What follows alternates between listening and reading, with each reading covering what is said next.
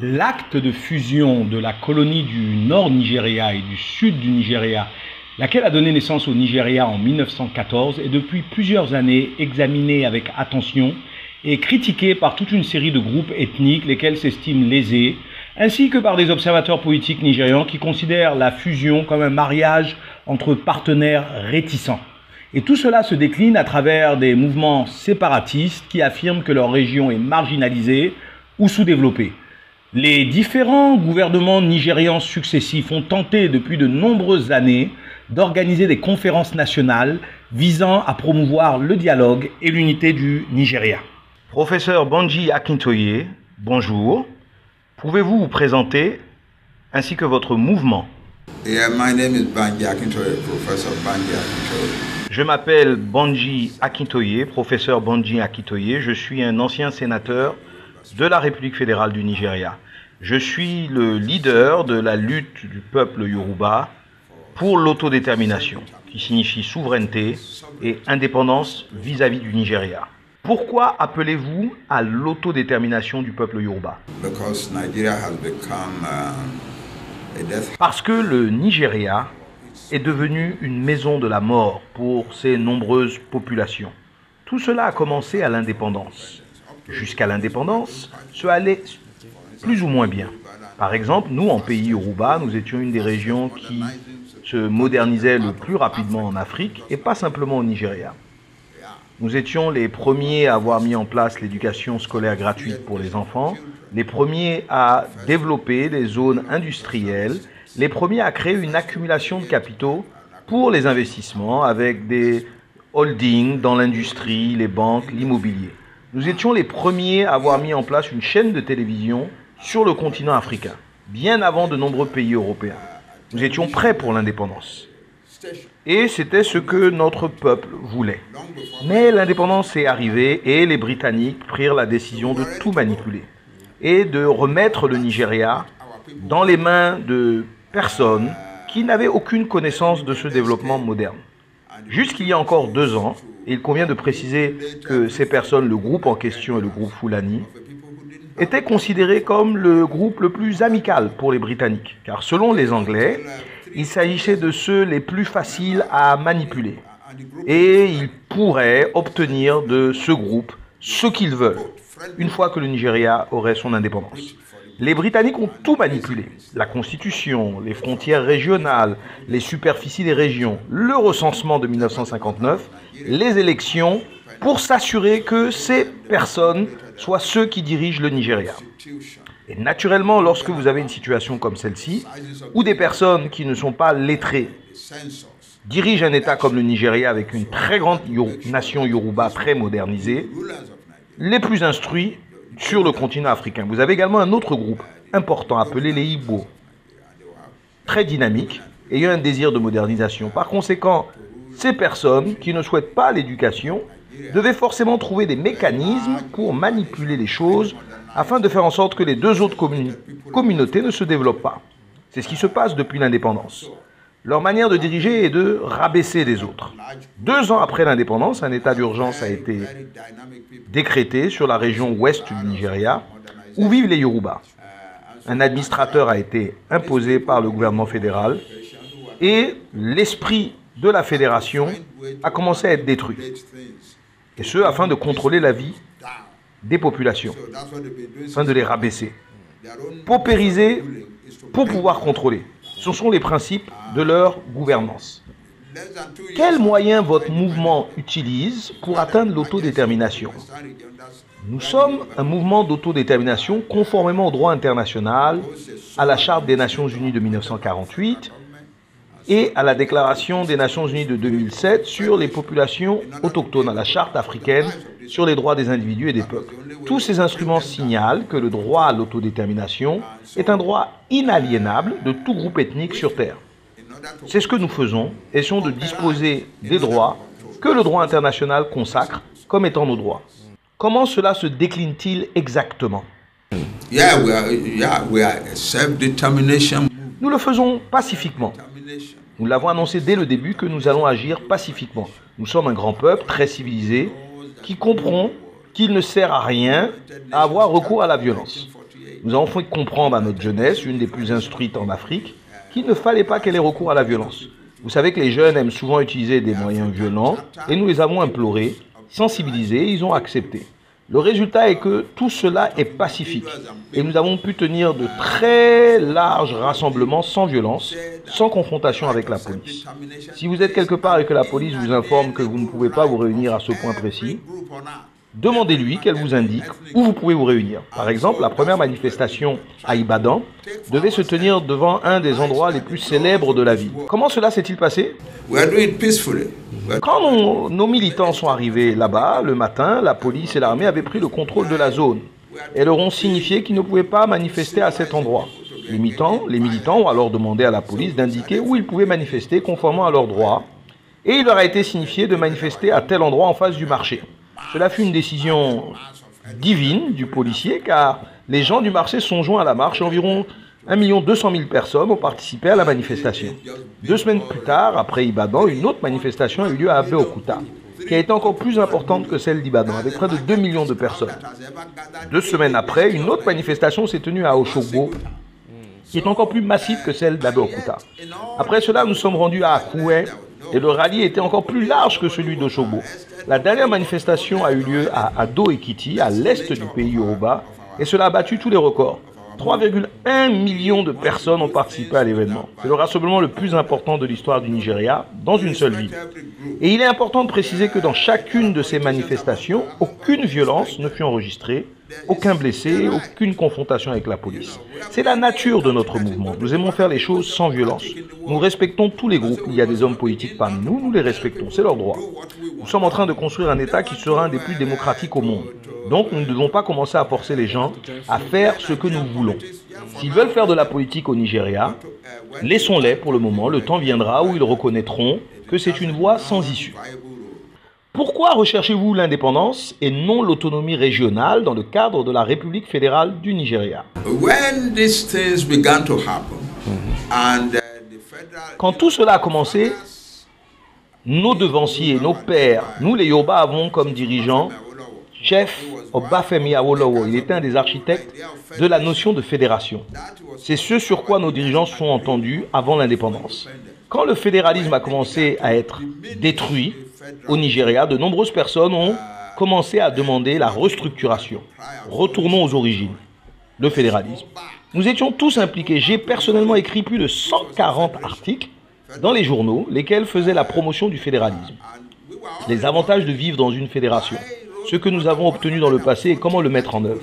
C'est quand nous nous sommes fatigués et rendus compte que les personnes avec lesquelles nous traitions étaient hostiles à cette idée, les Fulani ne veulent pas accepter l'idée que différents groupes ethniques nigérians puissent contrôler leur propre vie.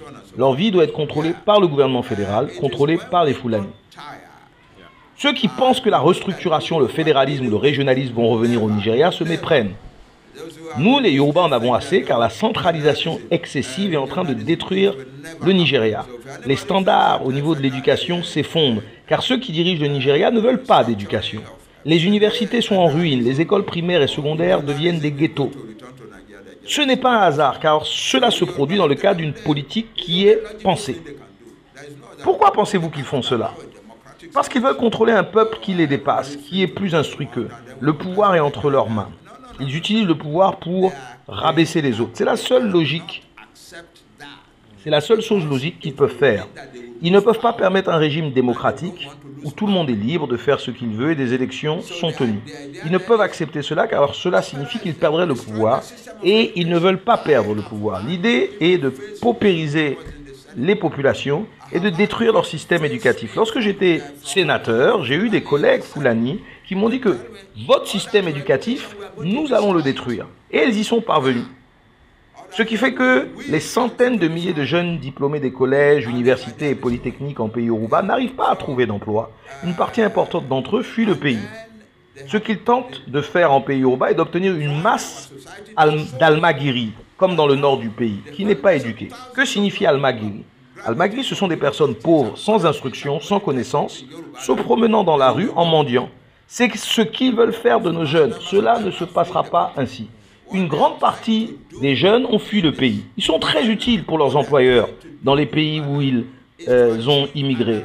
D'autres qui sont impatients quittent le pays en utilisant des moyens illégaux. Certains pensent qu'ils peuvent depuis Ibadan aller à Oshogbo, Ilorin, Kaduna en direction du désert du Sahara et arriver en Libye. Nombreux parmi eux meurent dans le désert. Ceux qui arrivent en Afrique du Nord sont mis en esclavage ou meurent dans la mer Méditerranée. Parce qu'ils louent des barques de fortune, les bateaux chavirent et les hommes et les femmes à l'intérieur périssent. Les jeunes meurent de cette manière. Un jour, un grand navire traversant la Méditerranée a vu un bateau qui venait de chavirer et des corps flottant sur la mer. 23 corps de jeunes femmes ont été trouvés et emmenés vers le sud de l'Europe. Les passeports étant dans les poches et les documents qui ont été découverts ont révélé que toutes les 23 femmes étaient des femmes Yoruba du Nigeria. C'est le genre de situation dans laquelle nous sommes. Un responsable du ministère nigérian de l'immigration a annoncé en mai 2017 que 10 000 Nigérians étaient morts en mer Méditerranée et dans le désert au cours des 5 premiers mois de l'année 2017. 10 000, c'est donc terrible. Nous devons partir. Nous les Yoruba, nous devons sortir avant de périr. Des élections générales, dont une élection présidentielle, sont censées se tenir au Nigeria le 25 février 2023. Quelle est la position de votre mouvement concernant ces élections? En ce qui nous concerne, le Nigeria n'existe plus pour nous. Les élections au Nigeria ne signifient rien pour nous. Et nous avertissons nos frères qui sont candidats en disant qu'ils veulent être ceci ou cela, que vous perdez votre temps. Le pays que vous dites vouloir gouverner n'existe plus, il n'est plus là. Et voilà un pays qui ne peut plus payer les salaires de ses fonctionnaires, qui doit emprunter de l'argent pour tout. Notre ministre a annoncé que chaque centime nécessaire pour exécuter le prochain budget sera emprunté. Et le Fonds monétaire international dit que le Nigeria dépense 92,6% de ses revenus pour le service de la dette. Et vous dites que vous voulez devenir président de ce genre de pays, cela n'a aucun sens. Mais l'ambition humaine, l'ambition personnelle est quelque chose que personne ne peut dicter. Aussi, nous ne pouvons pas leur dicter. Mais nous leur disons que vous commettez les erreurs les plus terribles de votre vie. Votre peuple veut son indépendance. Votre propre peuple est en train d'être tué. Au lieu d'utiliser l'énergie et l'influence que Dieu vous a donnée pour aider votre peuple, vous voulez maintenant vous présenter aux élections pour être président du Nigeria. Où est le Nigeria? Quelles sont vos relations avec les autorités de la République fédérale du Nigeria? Je vous l'ai dit, notre lutte est pacifique. On ne les menace pas, on ne les attaque pas, on ne se bat pas avec la police, nos jeunes sont éduqués. Nous leur avons dit que ces jeunes garçons que vous voyez, ces jeunes hommes que vous voyez en uniforme de police, ils sont comme vous. Ce sont des garçons et des filles qui avaient besoin d'emploi et ont postulé à la police et ils ont été recrutés. Ils ne sont pas différents de vous, ils font juste le travail qui leur a été confié pour qu'ils puissent gagner leur salaire et aller s'occuper de leur famille. Ne les traitez donc pas comme des ennemis. Ce ne sont pas vos ennemis. Nous sommes donc un mouvement éduqué, nous luttons de la manière la plus sophistiquée qu'il soit. Nous n'avons pas de problème, nous n'attaquons personne, on n'attaque pas le gouvernement, on n'attaque pas les agences du gouvernement, non. Mais nous mobilisons notre peuple pour être prêt à sortir du Nigeria.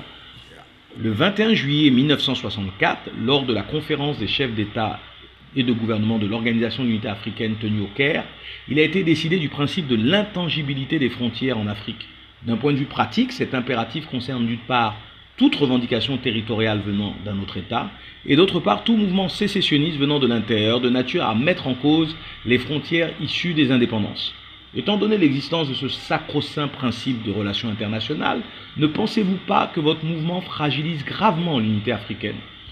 It is not secession at all. There was no secession included. All that was the reason. Non, pas du tout. Vous avez inclus quelque chose dans votre interprétation de ce qui a été inclus dans l'accord de 1964. L'accord ne fait pas référence à la sécession. La raison pour laquelle cet accord a été conclu est que dans de nombreux pays africains, il y a des gens qui devraient appartenir à un autre pays. Entre le Kenya et la Somalie, il y a des gens qui sont des Somaliens qui vivent au Kenya, il y a des gens qui sont des Évés et qui vivent au Ghana, qui devraient être avec leurs parents au Togo. C'est partout la même chose sur le continent. Ainsi, l'Organisation de l'Unité africaine s'est alors réunie et a tout examiné, a décidé que bien que la situation soit telle qu'elle, nous devons préserver les frontières coloniales pour la paix en Afrique. Ainsi, nous qui sommes dans ce pays, dont les parents sont dans un autre pays, ne pouvons pas décider que nous pouvons vouloir aller les rejoindre, car cela entraînerait des ennuis. C'est tout. C'est tout ce pourquoi l'accord a été conclu. Ne craignez-vous pas le chaos ou des affrontements interethniques en cas de sécession du sud-ouest du Nigeria, à l'image de ce qui s'est produit en ex-Yougoslavie dans les années 90? Now there will be no trouble in Yoruba land. The Yoruba people are happy to have their own country. Non, Il n'y aura pas de problème en pays Yoruba. Les Yorubas sont heureux d'avoir leur propre pays. Il n'y a pas de problème là-bas. Et nous ne sommes pas comme la Yougoslavie. En aucun cas, la Yougoslavie n'est comme le Nigeria. Il y avait différentes personnes en Yougoslavie, les Slovènes, les Croates, les Serbes. Et le peuple voulait une fédération libre afin qu'ils puissent gérer leurs propres affaires. Les Serbes, le peuple majoritaire, ont refusé de laisser faire. Alors un jour, les Slovènes et les Croates ont décidé qu'ils faisaient sécession. Et c'est ce qui a conduit à la guerre. Le peuple Yoruba est un peuple homogène. Il n'y a aucun problème. Nous sommes un peuple, une langue, une culture, une histoire. L'un d'entre vous a d'ailleurs dit qu'il a pris connaissance de l'ouvrage que j'ai écrit il y a quelques années, l'histoire du peuple Yoruba. Le peuple Yoruba a une histoire que la plupart des autres nations du monde n'ont pas. Nous n'avons donc aucun problème en tant que peuple. Il nous a été rapporté à travers les réseaux sociaux que la nation Yoruba allait être officiellement proclamée dans le courant du mois de décembre 2022 et que certains États étaient disposés à vous reconnaître. Pouvez-vous nous en dire plus?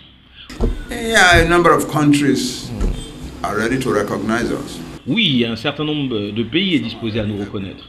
Certains nous appuient discrètement, mais il n'est pas possible sur le plan diplomatique de mentionner leur nom. Je ne peux pas vous communiquer leur nom. Ce n'est donc pas une fake news, certains pays vous aident. Oui, bien sûr, ils nous appuient. Qu'en est-il du volet indépendance du mois de décembre? Naturellement, vous savez que nous voulons notre pays aujourd'hui, demain. Nos jeunes veulent leur pays, ils pensent que moi, en tant que chef, en tant que père, je suis trop lent. Et ils le veulent maintenant. Je le veux maintenant, moi aussi, mais nous devons régler certaines choses et nous croyons toujours que nous allons avoir notre pays en décembre. Nous croyons toujours en cela. Mais nous sommes une nation très instruite. Nous allons tout régler méticuleusement avant d'aller de l'avant et de le faire. Alors, quand on se dit ce mois de décembre, oui, comme je l'ai dit, nous sommes des gens très instruits et nous travaillons dans ce sens. Malgré les énormes challenges auxquels est confronté le Nigeria, la prévision de croissance du FMI pour 2022 est de 3%.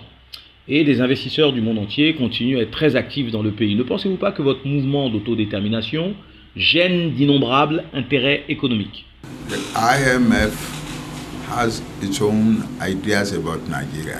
Le FMI a ses propres idées sur le Nigeria. Elles ne sont pas bonnes. Les Nations Unies ont des idées sur le Nigeria. Elles ne sont pas bonnes. Et une analyse pays des Nations Unies sur le Nigeria a révélé que le Nigeria est l'un des pays étonnamment les plus pauvres du monde et l'un des pays les moins égalitaires. Que de nombreuses personnes au Nigeria ont été tellement brutalisées qu'elles craignent d'être la cible d'une extermination. C'est un rapport des Nations Unies. Un visiteur officiel des Nations Unies en 2020 a déclaré que la constitution qui a été rédigée pour le peuple du Nigeria est comme une bombe destinée à exploser, à détruire le Nigeria. Une cocotte minute pour l'injustice, la division et les conflits. Le monde a donc abandonné le Nigeria, c'est la vérité. Un autre rapport des Nations Unies indique que si le Nigeria se ressaisit et commence à suivre la bonne voie, parce que chaque indice de développement fonctionne à des niveaux inférieurs à ceux de tous les autres pays du monde, il dit que si le Nigeria se ressaisit, il lui faudra encore un long chemin avant de pouvoir redevenir un pays. Un long chemin. C'est si au mieux le Nigeria se ressaisit. Mais ce n'est pas le cas du Nigeria. Le Nigeria va de pire en pire. Il n'y a donc plus aucun pays sérieux au Nigeria. Professeur Akintoye, merci pour le temps que vous nous avez accordé.